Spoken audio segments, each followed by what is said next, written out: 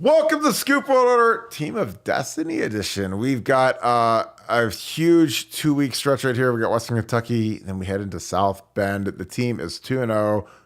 They're starting to click. The offensive line actually played very well this past week, so we got a lot of good stuff going on.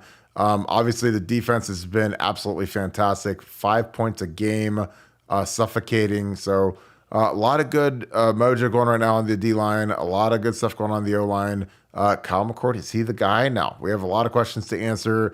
I think Ryan Day is getting close to naming Kyle McCord the starting quarterback. I think that everybody with eyeballs sees that he's the guy. He's the guy that Ryan prefers.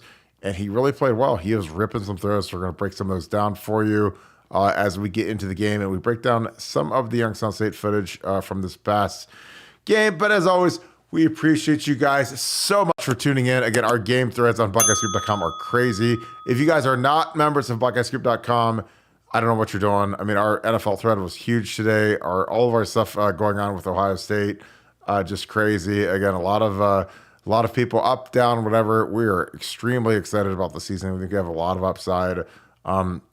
Again, folks, we lived through the O2 season where I was a senior getting recruited, committed to Ohio State, went to every game. It wasn't pretty, but it ended up being maybe the greatest season in Ohio State history, 14-0, national championship win over the Miami Hurricanes, first win in, 30-ish years since like the 70s. So again, it's not all some straight line juggernaut monster thing. It all comes down to who stays healthy, who gets hot, and who's playing the best in January. That's what matters. That's what happened in 2014. Again, in 2014, Navy game, nobody was feeling too hot. Virginia Tech game, massacre, don't feel too hot. Then all of a sudden, we caught fire, beat Michigan. Cardell comes in, plays fantastic against Wisconsin, Bama, Oregon. We win the Natty. Again, is this the type of team that this is? Is this a team of destiny? We're going to get into that in a second. We appreciate all you guys. Enjoy this content. Click like. Also, click subscribe. Click that little alert bell. Let us know that you guys are tuning in. We appreciate all of our regulars in here, as always. Brass Tacks, Sue. We see all you guys in here, as always, bringing the heat. And let me know where you're watching from. Shout out where you guys are watching from. And who are your MVPs through the first 2 weeks of the season? Put those down in the comments. Love reading who you guys think is excelling and who needs to step it up. With that being said, I'm going to bring in my good friend, Nevada Buck. Nevada Buck, go Pack, go. They whooped the Bears today. The Jordan Love era is here. We're not going to get into that too much on an Ohio State podcast, but I know that you're thrilled that the Packers were not trash, and they got a huge win in a game that they were underdogs in. How are you feeling today, my man? Well, between that and the Browns whipping up at the Bengals, man, like what a great day. This is like best day ever. And between all that, I had a chance to watch one of my kids play, and then I watched the Ohio State game 3 times. So Oh my God. I've had the benefit of being able to run stuff back, getting more familiar with stuff. And let me tell you, Matt Jones played a heck of a game. Matt Jones he played really well. Donovan Jackson played really well. Now, we were on those two guys last week saying, man, Donnie Jackson and Matt Jones need to be better. Well, they were better. They were a lot better. And I thought the offensive line took a step forward. I thought the whole team took a step forward. I was really, with every watching of the tape, I'm more impressed with it. And I think Ohio State took a really nice, clear step forward and did some really good things, and really excited to talk about it. Yeah, I am too. I thought that we were, I think we were fair with the interior line. Again, I hate bashing the offensive line. I have actually been one of the offensive linemen that started and played at Ohio State who has been bashed. So I've lived that lifestyle. So, you always take notes mentally of who's crushing you. And I try to be very fair with these guys. Again, our 2 guards knew they had to play better. There are 2 stalwarts. So the guys that played last year, Matt Jones, 6-year guy. I mean, Matt Jones played a lot of football. Donnie Jackson's projected first-round pick. Didn't play like it week 1. Played very much like it in week 2. I like the momentum here. I think a lot of people are counting us out. I think that, as these guys progress, I think Kyle McCord was ripping some throws and was playing really, really well in the game on Saturday. I was at the game. He threw some throws where I frankly thought he crushed it. I thought he was just neat, just absolute nails, throwing some of these third down throws. So we're going to get into that on the film. But, we've got guys that are competing to do well. We've got some guys that are playing for their NFL futures in terms of being 3-and-out type guys, or Matt Jones, who's a 6-year guy who's trying to get drafted, probably a mid-late round guy, probably more of a late round guy. Donnie, potentially first round, second round pick. I mean, there's a lot at stake right now. And I'm telling you, whatever motivates these guys, I'm good with it because we get to reap the benefits of it as Ohio State fans. So we are actually going to get right into the film room. This was a huge throw by Kyle McCord. Again, I was at the game watching it. Again, you see it's 3rd and 9, so it's not ideal. Kyle McCord, again, protection is fantastic. We pick up the blitz. Everybody's nice clean pocket. Great job by our guys. Nice cut for Kyle. Steps into it, rips it.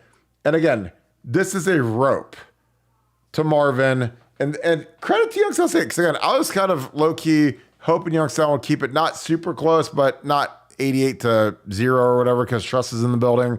But he rips this throw to Marvin on a 3rd and 9. And again, that coverage is the same coverage you'd get against Georgia, Bama, whoever. I mean, he's all over him, draped on him. He's not running free. Marvin comes down with it. Again, a throw like that, Nevada, is an NFL throw. That is a throw that, when you need it the most against the best teams in the world with the best type of coverage, right on you, like white on rice, and he rips it. Marvin completes it. That chemistry is there. It's very evident all the way back to high school. Very well documented. What is your thought when you see Kyle rip a throw like this? I watched that. I was like, wow. I was literally in the stadium, 3rd and 9. And I was like, man, better try to, get our guys in space, give them a little bit of room. Let's see if they can break something. And he rips that throw. And I was like, man, Marvin's covered. And he rips it. And Marvin snags it, comes down with it, converts to the 3rd and 9. What are your thoughts when you see a throw like that? Well, first of all, let me say something, and I haven't heard people talking about this, but I think this is a really important point to make. I know people want to denigrate Youngstown State and stuff, but these guys are on scholarship too, okay? 79 kids on the roster for Ohio kids. This is the biggest game. For many of them, it's the biggest game of their career in college, playing in the stadium against Ohio State. It's also the only game for a lot of them that's ever going to be evaluated on tape that they know that they're ever going to be seen. But every NFL scout in the world is watching the tape of these games and are looking to try to jump out and make an impact.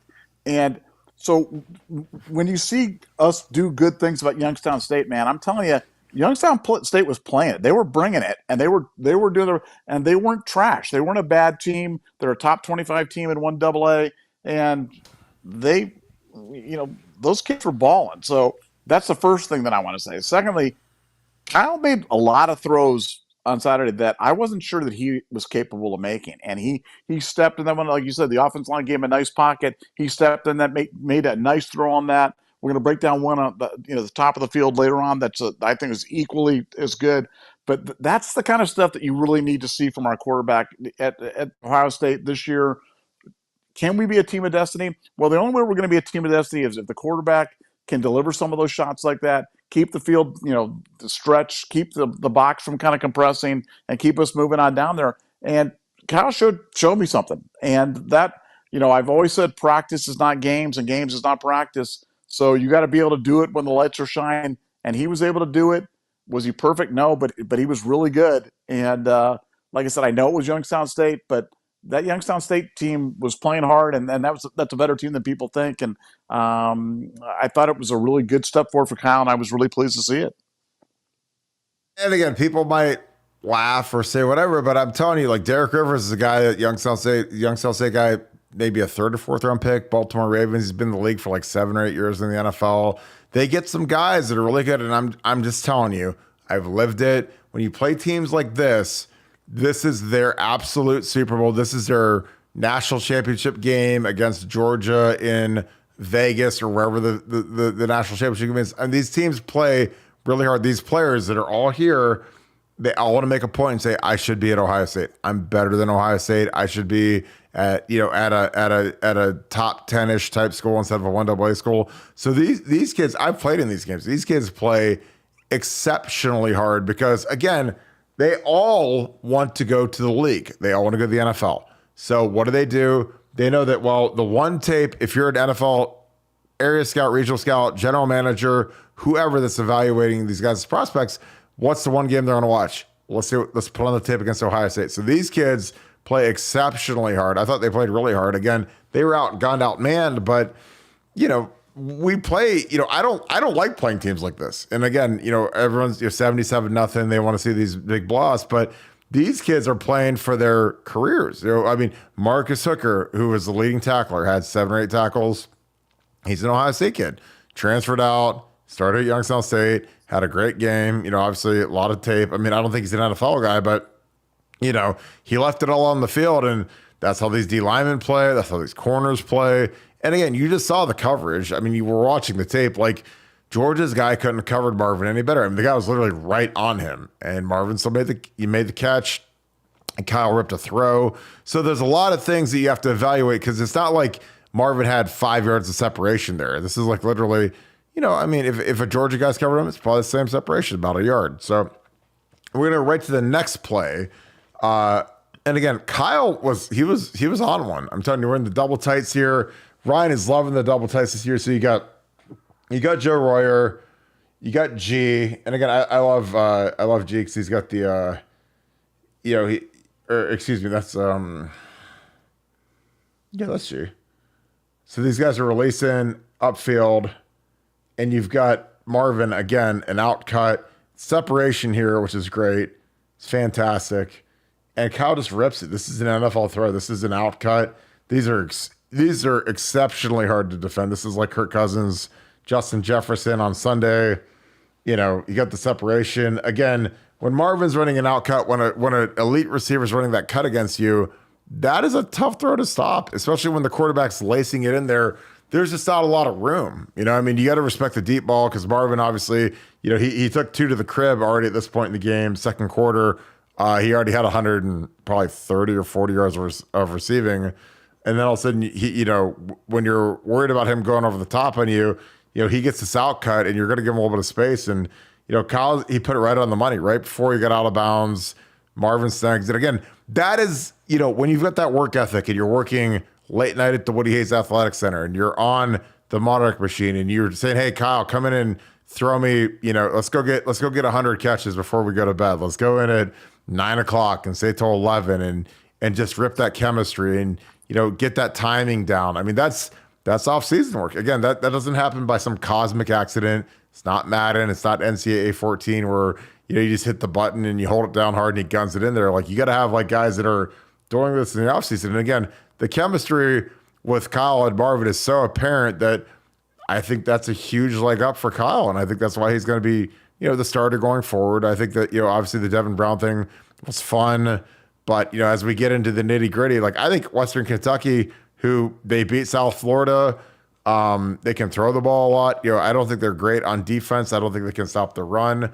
But they can throw the ball. I mean, you're going to have to score some points and throw to beat these guys. But your thoughts on that throw, Nevada? It's my favorite throw of the game. That was my favorite throw of the game. I think that showed everything that we need Kyle to be doing. And, as you mentioned, he's got that chemistry with our number one receiver, who's probably, is the number one receiver in college football. That's a big thing. I'm not where you're at, and that's okay, that the Devin Brown experiment is over or anything like that. I think Devin Brown, that was his first time ever playing in the shoe. I know he can be better. I think he will be better. I'm sure he'll be better. But, in terms of discussing it for this week, for 2 weeks from now, or for the short term, it's definitely Kyle McCord. I mean, you've got to ride him. He's the veteran guy, a guy that's having the benefit of having been here an extra year, which is absolutely humongous. And he's making the steps that we want to see him make. This is what we wanted to see him do. We wanted to see him come out against Indiana and be good enough. And then we wanted to see him get better against Youngstown State. And then this week, we want to see him get better against Western Kentucky. And if he continues on that trajectory, I really like our chances in South Bend. I really like our chances against anybody, because I think this is a defense that's only going to get better. I think it's an offensive line that's only going to get better with cohesion. Our running backs are so deep and so talented. If we can answer the question at quarterback, and I think we're seeing a big part of the answer, I think the sky's the limit for the team, and I think we can beat anybody. I agree. I think that, I think part of the problem with the team right now is that they haven't played a matchup game. They're playing teams that they just know that they're physically better than Indiana, Youngstown State. Again, I've lived it. I've played Indiana before. I've played Youngstown State before. You don't get the same juice flowing as if you're playing Notre Dame. Like I played Notre Dame before. Like that's like, if you want an expert on the topic, talk to this guy. '06, we played Notre Dame, we played Indiana, beat them 44-6 at home, beat the crap out of them. They're terrible. '05, we obviously played the Notre Dame game, the AJ Hawk, Laura Quinn, Brady Quinn game. There's a different level of concentration and juice and physicality and point proving. And, again, like, when you grow up and you have friends that are Notre Dame fans, you know that if you lose to Notre Dame, you'll never hear the end of it. There's nobody that's an Indiana fan. There's not a ton of people that are giant Youngstown State fans. Again, Youngstown State is a fantastic program. Obviously, Jim Tressel is like a father figure to me. But that being said, most Youngstown State fans are Ohio State fans. Most Youngstown State football games are scheduled where they're off schedule with an Ohio State game. If Ohio State's scheduling a noon game, Youngstown State's going to try to play at 3:30. Or if Ohio State's playing at 3:30, they're going to try to go at noon. They're not going to try to go against an Ohio State game because 99% of Youngstown State football fans are also Ohio State fans. And if they've got, if there's a conflict, they're going to go to the Ohio State game or they're going to watch the Ohio State game. So Youngstown State knows that. They know where they're in the pecking order. But again, these kids are playing hard. I'm going to go to third play. This is third play in a row. This is great. Tempo offense. I love this. This is a 2nd and 1. Again, I think anytime you're in short yardage, you go auto tempo, double. I think we got I think that's G right there. We're throwing our 2 tight ends. The benefit of G Scott is a kid who's actually coming on strong right now, is that you can split him out in the slot, just like he was a wide receiver when he was in high school. Came in as a wide receiver. Got Joe Royer here. Again, one thing I wish that we did more of, they got the edge blitz coming, the pressure's coming off the edge. We're just running a simple, this is literally this is 13 buck. I know the name of the play. We're handing it off here. He's kind of fake reading the edge guy. I think that a benefit to Devin Brown, because Devin Brown is more athletic, because again, it's not me that decides that. It's Ryan Day. When you watch Devin Brown get in the game, they call quarterback designed runs. They don't do that with Kyle McCord. So something that would be a benefit if you had Kyle pull this is I think we get more. Now, granted, Mayan, Meatball, Chop, whatever his nickname is, Pablo, he gets a nice run. We convert here. But again, if you have Devin in, I mean, with this guy crashing down, this is a pull read. So if you're pulling off this edge, and his shoulders are squared, and you got a guy who can get to this edge, I mean, this could be 20 yards. But again, I'm not trying to split hairs. Again, Chop does a great job here. O-line does fantastic. Again, we are as multiple tight end wise as I think I've seen since the Tressel days. Again, we had Urban, who was never a 2 tight end guy. Ryan likes 2 tight ends. We were going 2 and 3 tight ends at some points. And I think the benefit to having, G Scott in the game is the fact that he can actually go and line up in the slot and not be a total liability because he came in as a receiver. He knows kind of the little nuances of playing receiver enough to be dangerous.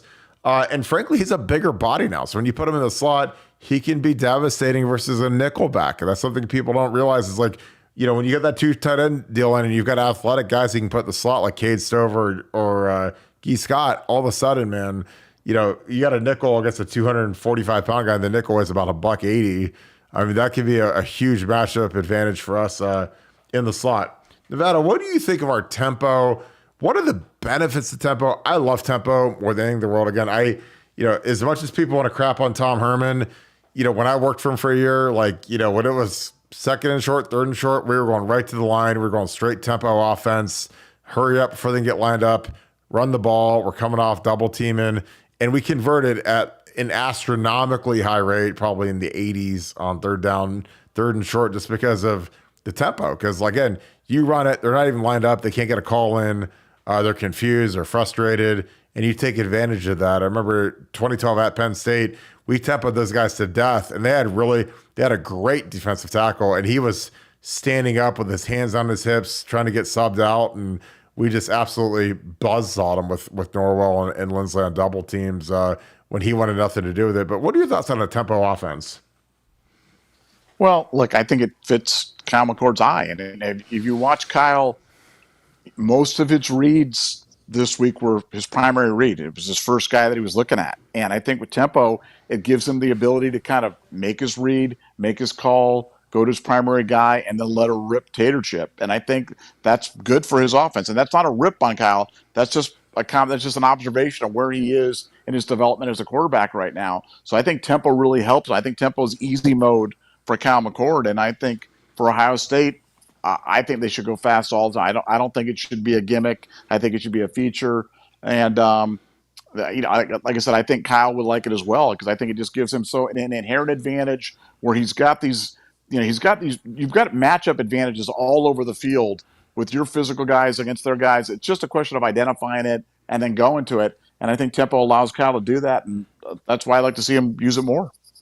I totally agree. I think it's something that it's a massive advantage for the offense. Again, especially when you've got, this two tight end set that we're showing a lot on film.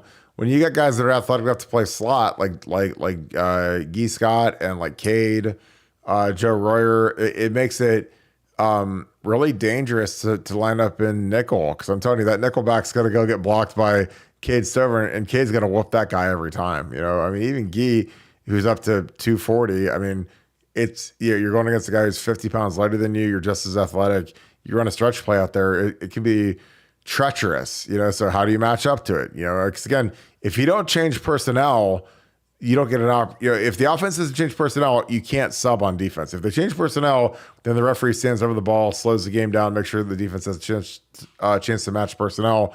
But, again, I think Ryan showed a lot of this two tight end stuff because he's getting Notre Dame all primed up because, hey, we're going to tempo you guys to death once we get out to South Bend. And again, I think it's a huge advantage when you have guys that are in sync, when you have great receivers, when you have guys that are very multiple in terms of what they can do at tight end, and you can put them in the slot. It's a different animal, man. It's really tough to deal with. Phil, appreciate your super chat, my man. I'm not sure if you have a question on here. If you do, put it in the chat. We'll get it done. We have another super chat. We're going to knock out real quick. I like this, P. Berry. It's a small sample. I'm concerned about play calling. I'm not. I assume you mean offensively. I think offensively our play calling has been really good. I think that we've got a lot of weapons. I think that the hardest part for Ryan Day, frankly, is to feed all of the mouths right now. I mean, you got a lot of people that, if you have 60 plays and you go on your little tick sheet, like Urban always had a little tick sheet where it's okay, how many, Marvin needs 10 targets. Emeka needs 8 targets. Trey Henderson needs 15 touches or whatever. And Mayan needs 7 touches. And then Chip needs 5 touches. And then Cade needs 5 touches. By the time you're doling out your touches and trying to design plays for guys, and again, every time you design a play for a guy and you target a guy, doesn't necessarily mean he's going to get the ball. If the coverage is wrong, if he's getting doubled, Kyle might go elsewhere to somewhere where there's some more free access, and he might not get that touch. So, it's like Cade Stover had the game of his life against Indiana. He had 6 or 7 or 8 catches, whatever he had. And then past week, I don't know if he had 1. Maybe he had 1. I don't think he had any. And so again, it kind of goes to wherever the coverage dictates. It kind of goes to who's the defense taking away. Because if someone's double teaming Marvin, they're putting their best corner and then a safety over top of him. You got to go feed Emeka. You got to go feed Cade. Whoever they take away, the other guys get to eat. So sometimes when you're a guy like Marvin, you attract all the attention, so you don't get to eat as much. Now this past week, obviously, he had a massive game. Kind of that game that you expect, the 160-ish, 70-ish type yards, multiple deep touchdowns, 2 touchdowns on the day. But the week before, people were like, well, he only had. Him and Emeka had 34 yards. It's like, well, yeah, that's all they took away. And so then Cade got to eat, and everybody else, the guys in the backfield got to eat. Nevada, your thoughts on the play calling? Because I think it's been pretty good through 2 weeks. I thought it was okay the first week, and I thought it was better the second week. And I think there's, I'm not a big proponent of the, hey, we're saving this, we're purposely going vanilla types of discussions. But clearly, we're building towards the Notre Dame game. But clearly, we're building towards the second half of the season. You look at, we don't have to break the play down. We did this last night on Trey Henderson's big run, but where we're, with the pulling offensive lineman, pulling them left, then going back right with it. I mean, we did that exactly one time in the game, and it worked for a touchdown. You know what I'm saying? We're clearly not showing everything that we have, and I like the build. I think this is a logical build. I'm starting to see some sort of semblance of offensive coherence for what are we? What are we offensively? They're loving those two tight end sets, but like I said, I like it when they can flex the guys out, when they can spread them out, and give those multiple looks. I don't like them as much when they drag everybody into the box and they kind of point to where we're running, and then they run it into that. Not a fan of that. I think we did that less this week, and I think the results were were pretty apparent. So no, I think we're better. And still, would I like to see an offensive coordinator up in the booth? I would. I think that's for me, it's a mistake that we don't have that. I think that to have your three primary minds on the offensive side, namely Ryan Day, Brian Hartline, and Justin Fry, all on the sideline and not in the booth, is an error. And I hope it doesn't come back to bite us. I hope that they can navigate around it, but I wish that they had one of those guys as an eye in the sky. I think that would make a lot more sense to me. But yeah, that we are where we are. Yeah, I'd probably put Brian up there just so he could have, you got a guy who's like got the big title. He's the offensive coordinator. Put him so he gets direct contact with Ryan. I think you bring Keenan Bailey down. Keenan Bailey has worked with the receivers. He knows the receivers. He knows how to adjust with the receivers. They trust him. He's a bright football mind. I think that, having a guy like, again, in the past, last few years, we've had Kevin Wilson up there. Kevin Wilson, again, before he ever knew Ryan Day existed, was coaching Oklahoma, calling the plays versus Urban in the 2008 national championship game. Long, illustrious career, huge background with Randy Walker. Randy Walker and Kevin Wilson taught Urban Meyer how to run the spread offense, the power spread. So, there's a lot of history there. And frankly, I think that our staff is good, but I think we're missing Kevin Wilson. I think Kevin's a huge asset. Obviously, he's a head coach, took a great opportunity. But, again, when you have that older guy who's been around different programs, he's with Bob Stoops for a long time, he's at Indiana as a head coach. Indiana was notoriously difficult for us when he was there as a head coach because, again, he could get it out of guys. He could get guys that weren't as good to play great, and they shredded us. I mean, in 2012, man, we were out there. We beat them 52-49. The mighty Buckeyes, who went undefeated in 2012, barely beat the Hoosiers because Kevin had us schemed up. Kevin was really good at what he did and shredded us, and I always had so much respect. I always have respect for these coaches that they get the most out of what they have and they get their guys to play hard and play up to their opponent and frankly beat teams that they have no business beating. And that night they almost beat us, which is crazy. Philip, I'm going to bring you back in here. I appreciate you, my man. Another super chat. I said, no, check down Charlie this week. Love you guys. Appreciate you so much, man. Appreciate all you guys' support. Super chats always get answered, FYI. If you guys have a question you're dying to know, a super chat, dial it up. We'll get it answered right away. But appreciate you, Philip, as always, for your support. I'm going to throw in one more McCord rip right here. Again, this is what we need. This is Emeka. Emeka is the second best receiver in the country right now. Little short out cut right here. Again, he brings a different level of ability right here. He runs a little stutter in. And again, if you're this guy, if you're this safety, and Kyle's ripping it, because Kyle's already going. Like as soon as he comes out of this break, Kyle's got it ready. Like right here. He breaks it. Kyle's cocked is coming, and he laces it. Perfect throw. Impossible to defend. Again, it was an offsides penalty on Youngstown State. But again, that is what I want to see. Again, like Kyle is a good quarterback. He's not great. He's got the ability to be great. But when you have Emeka and Marvin, you don't have to be great. You just have to lace it and know these guys inside out. And again, he's growing as before our eyes. But man, your life's easy, man. When you got Emeka and Marvin, man, these guys they're pros. They're going to be longtime NFL guys. They'll be probably top 10 picks. I mean, I think Marvin will probably go top 5. Emeka will probably go top 10. They'll both run well. Again, they're students of the game. They're guys that grind. They're tough. They want to be great. So, when you got those guys, man, your life's a lot easier than when you're thrown to lesser receivers. Nevada, your thought? We just showed 3 rips by Kyle McCord, really throwing NFL style balls. Your thoughts on his progression from week 1 to week 2, and what are we expecting week 3 as we see Western Kentucky in the shoe? Well, I can tell you, first of all, Western Kentucky is going to be a ball game. That's going to be a ball game. It's going to be a better game. Like, buckle up for this one because this one's going to be, they're not bad. I watched the game against South Florida. They're not bad, and I think for Ohio State fans, you're going to have to be ready for this one because this is not a Youngstown State type of sleeper type of game. This is going to be a good one, and I know I'm looking forward to it. That's one. Secondly, as great as those throws are, and those throws are great, I want to see Ohio State start mixing in some of the easy throws. Like I don't want to talk too much about the Packers game today, but the Packers probably threw 6 or 7 screen passes today, and it's just so easy. I mean, you're talking about a 3-yard little push out to the right, and just go. It's just so effective.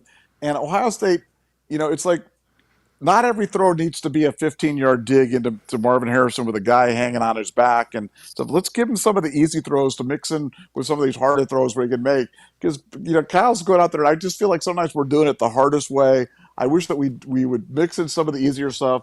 And also, I mean, not that Trey needs to have this, but every time you get the guy to the ball in space, he's a threat to take it the whole way.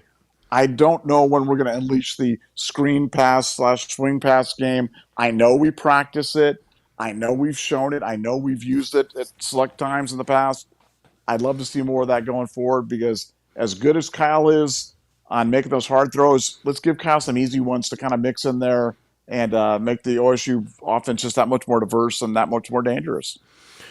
I agree. So we're going to go right to the tape. This is the last one I'm going to break down, but this is the definition of a great throw. So first down, we ran it. So 2nd and 11, we lost one. We ran a little orbit motion, got tackled. So as soon as we lose one, we go tempo right here. This is my favorite protection in all of football. It's called 495. You got your end on the back. You got your everyone's pushing this way. These guys are waterfall techniquing back, which is where they basically backpedal back. So you have an edge guy, you're protecting both tackles, and it's basically a one-man route. So you got a bunch of receivers running routes that, he's not in it, he's not in it. It's Marvin outcut, Chip is sealing the edge. You got your backside tight end here. These guys are waterfalling. Again, this is my favorite protection in the world. This is an Urban Meyer protection all day. Sprint out, chuck it, Marvin, go get 9 yards. I mean, that is, that was hurry up. Again, the beauty of the hurry up is, again, as we're snapping the ball, these guys aren't even lined. They're not ready for it. Like, he's not even in a stance. They're not even lined up yet. Hurry up, sprint it out, chuck it, free money. Again, that's my favorite protection in football. You can't do it every single snap, but it's something when you do it, it's free money. I mean, you got to go, we lost a yard. We said, hurry, hurry, hurry, jet. We do this little jet. That's like a little jet signal.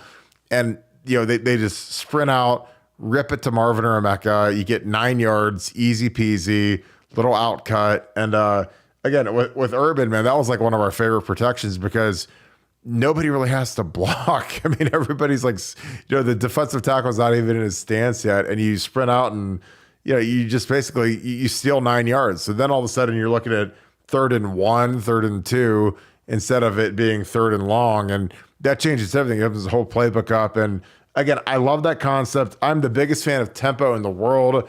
As long as you use it correctly, you can't do it the whole game.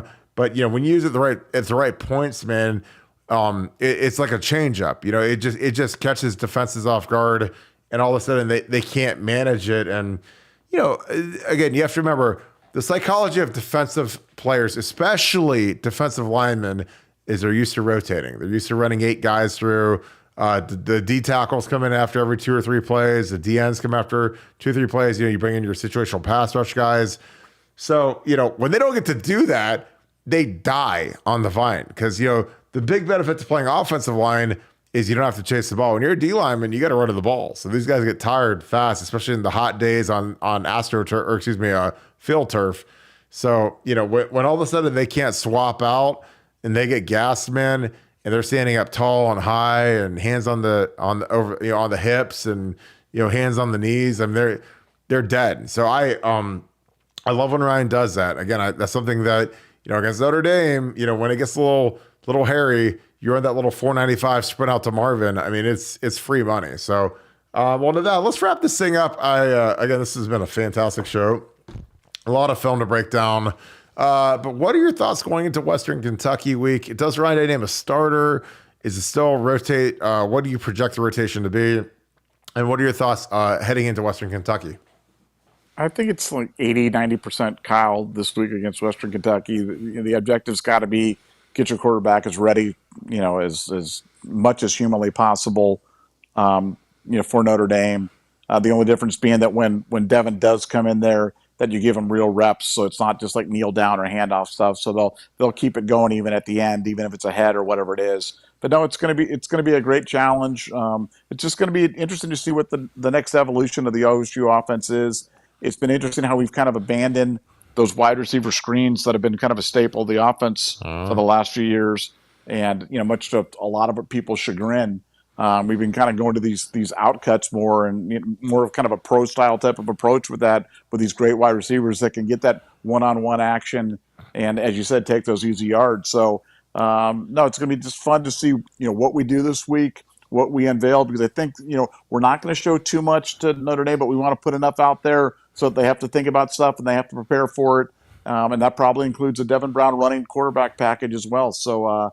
Lots to look forward to this week. The great thing about this quarterback derby is that every game's taken on an increased viewing interest, and like I said, I can't wait for Saturday to watch Western Kentucky. It's going to be a lot of fun. Yeah, I agree. I think that it's kind of a detriment to Devin that every time he comes in, they try to force a quarterback run. I think it's something that's great to put on tape, but if he goes to the game against Notre Dame, they're going to be screaming out quarterback run, quarterback counter, quarterback, zone read.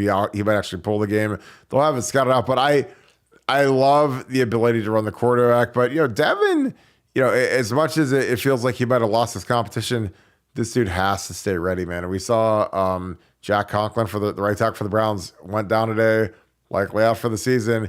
Guess what? Our boy Big Thanos DeJuan is now the starting right tackle for the Browns. So.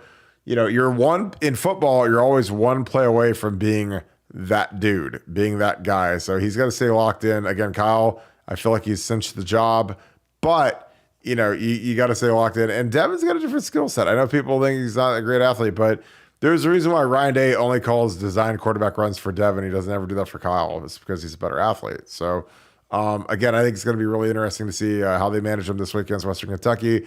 Western Kentucky is going to be a great challenge in terms of their throw game. Again, they beat South Florida. They're 2-0. They throw it all over the lot. They're not great on defense, but I think them throwing it all over the lot is a great preface to what we're going to see against Notre Dame, because obviously they're throwing it all over the lot with what they do.